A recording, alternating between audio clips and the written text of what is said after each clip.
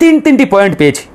1 নম্বর point, এখন পর্যন্ত MP আনারের স্ত্রীকে আমরা কেউ দেখি নাই, ওনার কোনো বক্তব্য আমরা পাচ্ছি না। কেন পাচ্ছি না?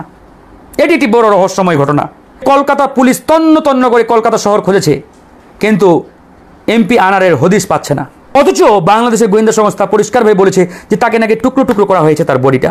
তাহলে টুকরো টুকরো করা হলো কিসের ভিত্তিতে আপনারা বললেন? তিনি কি আদৌ খুন হয়েছেন, নাকি কোনো এক সাজানো নাটকের মাধ্যমে তাকে গুম করা হয়েছে, কিংবা লুকিয়ে রাখা হয়েছে, কিংবা তিনি আত্মগোপনে রয়েছেন? এই প্রশ্নের উত্তর আমরা অনতিবিলম্বে সরকার এবং সরকারের সংশ্লিষ্ট আইন শৃঙ্খলা বাহিনীর কাছ থেকে জানতে চাই।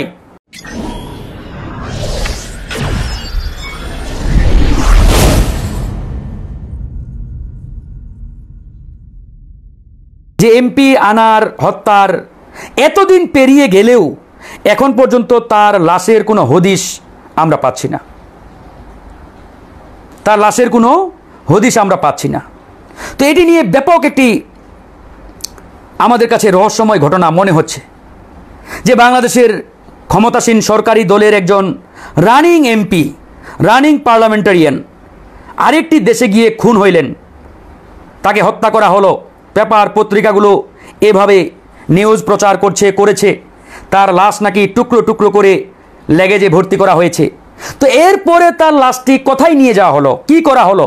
আজ পর্যন্ত কলকাতা পুলিশ বলেন, বাংলাদেশের পুলিশ বলেন, গোয়েন্দা সংস্থাগুলো বলেন, কেউ তার হদিশ বের করতে পারে নাই। এখানেই মূলত মূল খটকাটি আমাদের লেগেছে। কলকাতার সেই গোয়েন্দা সংস্থা, আইন শৃঙ্খলা রক্ষাকারী বাহিনী তন্ন তন্ন করে খুঁজেছে। কলকাতার অলি গলি নালা ডোবা প্রত্যেকটি জায়গা তন্ন তন্ন করে তারা খুঁজেছে, কিন্তু আজ পর্যন্ত আওয়ামী এমপি আনারের সেই লাশের টুকরার একটা হাড়হাড্ডির হদিশও পায় নাই। এখানেই মূলত আমাদের কাছে খুব রহস্যজনক ঘটনা মনে হচ্ছে যে বাংলাদেশের এরকম একজন প্রভাবশালী এমপি মারা গেলেন, তাকে খুন করা হলো, তার লাশ নাকি টুকরা টুকরা করা হলো।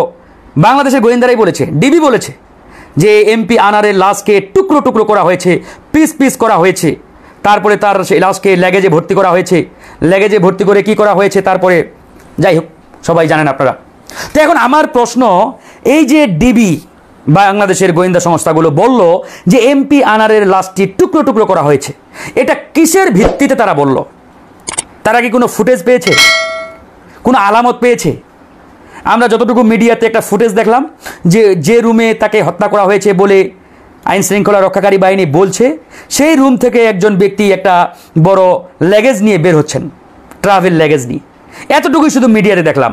তো সেটা গোয়েন্দা সংস্থাগুলো বলছে যে ওটা নাকি ওই বডিটা ছিল সেখানে টুকরো টুকরো করা, কিন্তু গোয়েন্দা সংস্থাগুলো পরিষ্কারভাবে বলতে পারছে না। কলকাতার এরকম নামি দামি গোয়েন্দা সংস্থা পুলিশ, তারা একটা টুকরোর হদিশ পর্যন্ত আজ পর্যন্ত পেল না। বাংলাদেশে একজন এরকম এমপি মারা যাবে বা খুন করা হবে, আর তার স্ত্রী কোনো কথা বলবে না, তার স্ত্রীর কোনো বক্তব্য নাই, তার স্ত্রীকে কেউ দেখতেই পাচ্ছে না। এটা কি আদৌ সম্ভব ভাই? একবার চিন্তা করুন তো গভীরভাবে। তার মেয়ে, তার কন্যা, তিনি বক্তব্য দিচ্ছেন, প্রতিবাদ করছেন, হত্যার বিচার চাচ্ছেন, অসুবিধা নেই, সেটা ভিন্ন বিষয়। কিন্তু এমপি আনারের স্ত্রী, সহধর্মিণী, তার কোনো বক্তব্য হদিশ আজ পর্যন্ত আমরা পাইলাম না। সাধারণ একজন মানুষ খুন হলেও তার স্ত্রী পাগলপাড়া হয়ে যায়। মিডিয়া, পুলিশ স্টেশন, আপনার গোয়েন্দা সংস্থার হেডকোয়ার্টার, সব জায়গায় দৌড়াদৌড়ি করে স্বামী হত্যার বিচারের জন্য কিংবা খুঁজে পাওয়ার জন্য। অথচ আজ পর্যন্ত আমরা মিডিয়াতে দেখলামই না যে এমপি আনারের স্ত্রী সহধর্মিণী কোনো বক্তব্য দিয়েছে কিংবা তিনি কোনো কথা বলেছেন, পাইলাম না। আমি তিনটি পয়েন্ট পেয়েছি। 1 নম্বর পয়েন্ট, এখন পর্যন্ত এমপি আনারের স্ত্রীকে আমরা কেউ দেখি নাই, ওনার কোনো বক্তব্য আমরা পাচ্ছি না। কেন পাচ্ছি না? এটি একটি বড় রহস্যময় ঘটনা। একজন ব্যক্তির স্বামীকে খুন করা হয়েছে, মেরে ফেলা হয়েছে, অথচ ওনার স্ত্রীর কোনো বক্তব্য নেই, ওনার কোনো কথা নেই, ওনাকে কেউ দেখতে পাচ্ছে না, কথাই আছেন না আছেন। বড় রহস্যময় ঘটনা। বাংলাদেশের প্রেক্ষাপটে এটি একটি অসম্ভব ঘটনা আমার কাছে মনে হচ্ছে।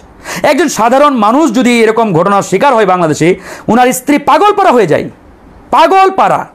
যে কলকাতা পুলিশ তন্ন তন্ন করে কলকাতা শহর খুঁজেছে, কিন্তু এমপি আনারের হদিশ পাচ্ছে না, হদিশই পাচ্ছে না। এতদিন হয়ে গেল, কোনো হদিশেই মিলছে না। অথচ বাংলাদেশের গোয়েন্দা সংস্থা পরিষ্কারভাবে বলেছে যে তাকে নাকি টুকরো টুকরো করা হয়েছে, তার বডিটা। তাহলে টুকরো টুকরো করা হলো কিসের ভিত্তিতে আপনারা বললেন? তাহলে কি আপনারা মনে করেন যদি আপনারা ওই ইন্ডিয়ান গোয়েন্দা সংস্থার রেফারেন্সে বলে থাকেন, তাহলে তাদেরকে জিজ্ঞেস করেন যে ভাই আপনারা কোন তথ্যের আলোকে আপনারা এই ধরনের ইনফরমেশন আমাদের দিলেন যে তার বডিটা টুকরো টুকরো করা হয়েছে? পার্লামেন্টে ছিলেন, এই পার্লামেন্ট জনগণের পার্লামেন্ট, জনগণের টাকায় চলে, সুতরাং তার পিছনে জনগণের টাকা ইনভেস্ট হয়েছে, তার বিষয়ে জনগণের তথ্য জানার অধিকার রয়েছে, আমার আপনার অধিকার রয়েছে। এটি নিয়ে লুকোচুরি করার কোনো সুযোগ নেই। গোয়েন্দা সংস্থা বলেন, সরকার বলেন, পুলিশ বলেন, কোনো সুযোগ নেই। আমরা জবাবদিহিতার আওতায় তাদের নিয়ে আসব। এই ঘটনার সঠিক রহস্য আমরা জানতে চাই। তিনি কি আদৌ খুন হয়েছেন, নাকি কোনো এক সাজানো নাটকের মাধ্যমে তাকে গুম করা হয়েছে, কিংবা লুকিয়ে রাখা হয়েছে, কিংবা তিনি আত্মগোপনে রয়েছেন? এই প্রশ্নের উত্তর আমরা অনতিবিলম্বে সরকার এবং সরকারের সংশ্লিষ্ট আইন শৃঙ্খলা বাহিনীর কাছ থেকে জানতে চাই। পরিষ্কার বক্তব্য আমাদের। তিনি যদি সত্যিকার অর্থেই খুন হয়ে থাকেন, তাহলে তার সঠিক রহস্য, তার সঠিক ইনফরমেশন তদন্ত করে জাতির সামনে উন্মোচন করা হোক।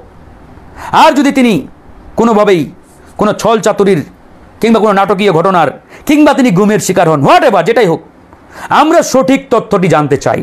আমাদের কথা একটাই, প্রশ্ন একটাই, বক্তব্য একটাই, জনগণ সঠিকটা জানতে চাই। এবং একই সাথে উনার স্ত্রীর একটা বক্তব্য আমরা চাই, উনার সহধর্মিনীর একটা বক্তব্য আমরা চাই।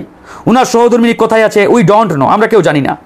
উনার সহধর্মিনীর হদিস পর্যন্ত আমরা কেউ পাচ্ছি না।